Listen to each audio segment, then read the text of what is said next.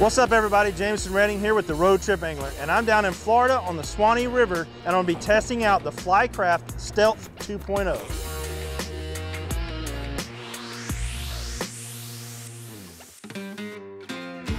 Flycraft is not sponsoring this video. They didn't send me this. We actually bought this full retail just to test it out. And I think this is going to be an awesome product to test out, so let's get it on the water. Steven, you want to grab that side? Quickly, I'm going to go over the specs for the Flycraft. It comes in at 140 inches long, or 11 feet 8 inches, and it's 51 inches wide. It's designed for 2 people, and it weighs in at 103 pounds. Now that's without the extra frame that we have back here, or the luggage rack, and without the oars. We've actually been testing it out with the Torqeedo 903, which is a travel motor, transom-mounted motor, and you're able to just drop that on there, battery, motor, and all, and it handled it really well. I actually purchased this boat in the fish package, which gives you the oars, also gives you the swivel seat, plus the quick release plates to be able to remove those seats. The seats actually come in the base package, but the upgraded package gives you those quick releases, and it gives you the no tool hardware, which means you have these knobs, so that when you're putting the frame together, you actually don't really need any wrenches or sockets. Now I still needed those to be able to attach the base plates for the seats and to actually attach the swivel part to the seats, so I did have to have some tools for that. But overall, the installation, while it took a little while, maybe an hour and a half, 2 hours, it was pretty simple and pretty easy to put together.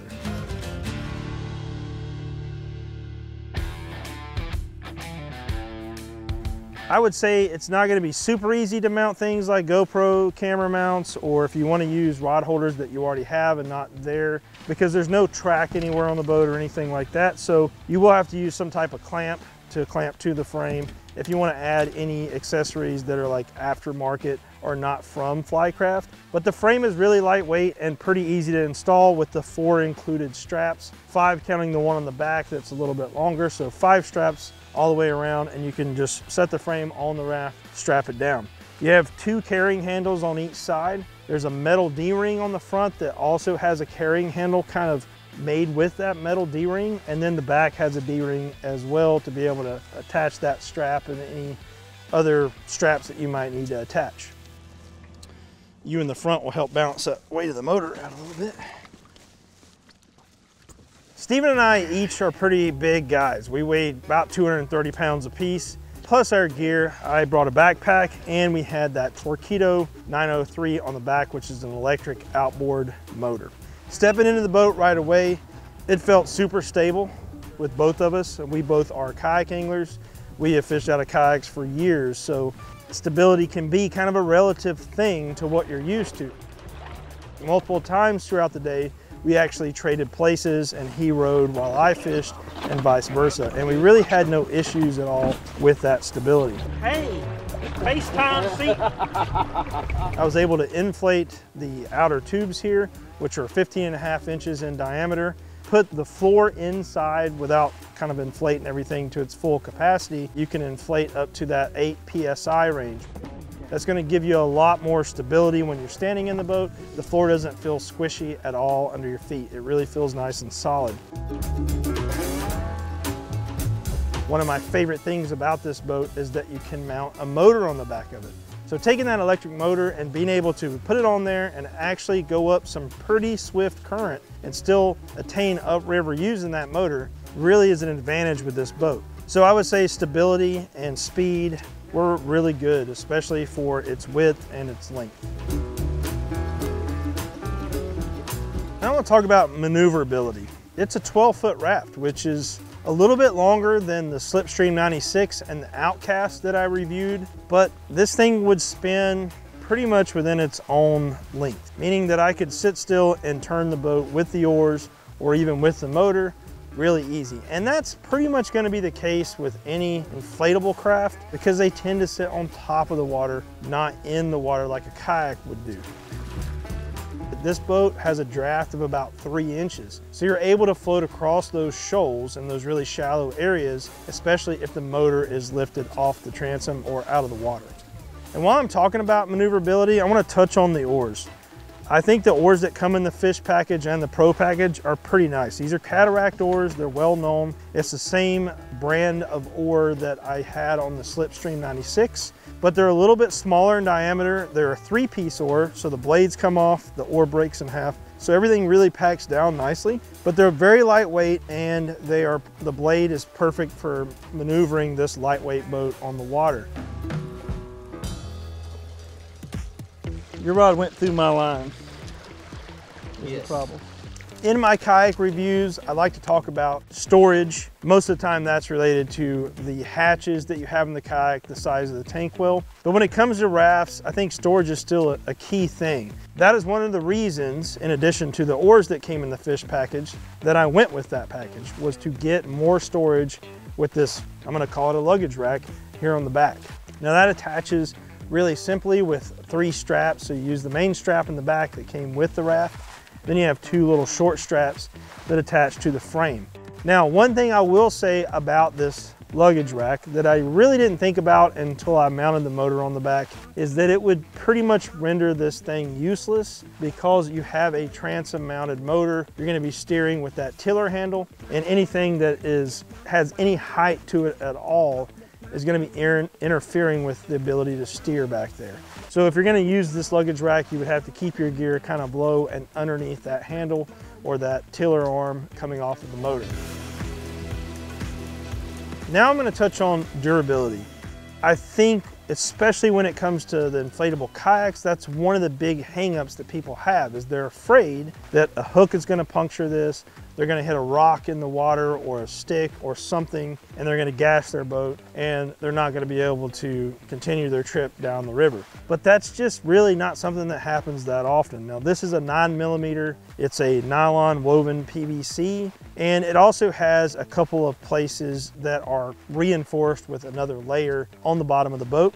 And then they have this rubber kind of seam or rub rail, if you will, that goes all the way around the boat, because that's another area that is going to see more wear than other areas or places on the raft. This raft has 4 chambers around the tube part of it and 1 in the floor. So you have plenty of chambers with air that if you did get a small leak in one of them, it's not like you're just gonna sink right there on the spot.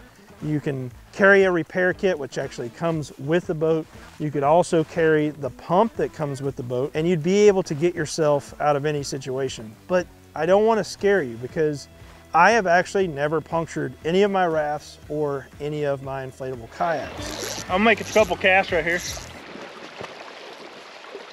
Let's jump into value.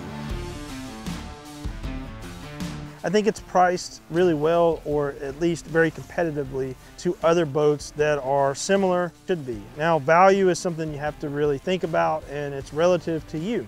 But I think if it is a boat that fits your needs, and it's the type of craft that you're looking for, it does have a lot of value, and feel very comfortable, very stable, and be able to handle up to Class 2 whitewater. I think the value's there, and it's priced pretty much right where it should be. Oh, caught. The last thing that I want to talk about when it comes to the basics of this boat is the fishability, and it's probably the most important thing. And I'll say that it fishes pretty well. I think that I would like to have the lean bar, especially because of some of the areas that we fish. We have swifter moving water that has riffles and sometimes rapids and exposed rocks and boulders. And I think if you were standing up in the front of this boat and whoever's rowing or motoring doesn't see that rock or boulder and hits it, having that third point of contact, for the angler up front would really make that a lot nicer. One of the things that we did notice, however, is the boat does have quite a bit of rocker, which is great for when you're in that faster moving water that actually has rapids. It's going to tend to ride over those waves instead of punch through them, but that actually makes the bow of the boat turn up a little bit. So you're standing, slightly on an incline in the front of the boat. Now you can adjust the seat forward and aft, but the frame is pretty much fixed where it's at, so you are kind of standing on that incline.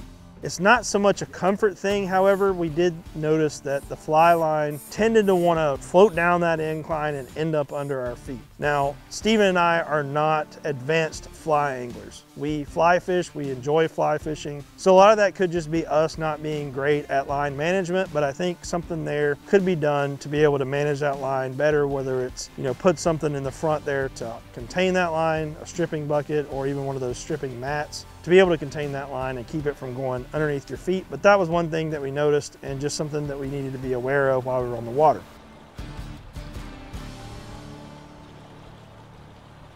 As far as managing your rods and your gear, I would strongly consider buying or purchasing that rod storage system or accessory from Flycraft. They have a couple of options that range from $200 to $225 depending on which one you go with. But we just laid the rods down the frame and that worked, but I could see that becoming an issue if you were in swifter water or in, you know, white water where things could be moving around, banging on each other, and it might just be less things to tangle on if you actually had those rods secured in some type of holder. So that is one thing that for fishability I think that I would want to add, and that is going to add to the price, getting it up another $200 to $225. I really liked the swivel chairs. Being able to sit down, take a break, but still make cast, and instead of having to maneuver the boat necessarily, you could swivel the chair and be able to cast to whatever it is that you wanted to. Also, when we were trading back and forth from rower to angler, being able to spin that chair and just stand up and move made it really easy, and I think that is a great advantage. The front seat is also a little bit higher than the back seat. That's pretty typical for a raft. The extra elevation in the front allows that angler to get up and down from a seated to a standing position or from a standing to a seated position much better, and it gives them more visibility. So having a raised front seat is actually a pretty good thing for fishability. He's tiny. Anyway. So who is the Flycraft Stealth 2.0 for? This is just a very versatile craft, and I think that if you're looking for a boat that you can fish 2 people out of, that is relatively lightweight, can fit in the bed of a pickup truck or even on the roof of a SUV or car, this might be a great craft for you. Now, one of the disadvantages to inflatable crafts that have a really shallow draft and that are pretty lightweight on the water is they can be affected by wind very easily, meaning that if you are in open water, the wind could blow this boat around a bit. You can control that with the oars. You do have the anchoring option and the motor option, as we mentioned, especially if you're going with an electric motor on the back. It's going to be quiet, it's not going to spook those fish, and you can combat those windy days.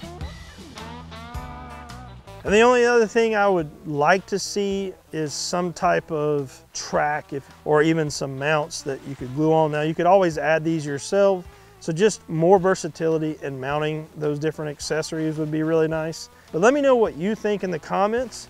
Let me know if you have any questions about this boat. I will definitely be doing another video where we actually take this boat and get into some of that white water. And I will also be comparing it to a very similar boat from NRS called the NRS Approach 120. Thanks for watching, and as always, please subscribe to the channel.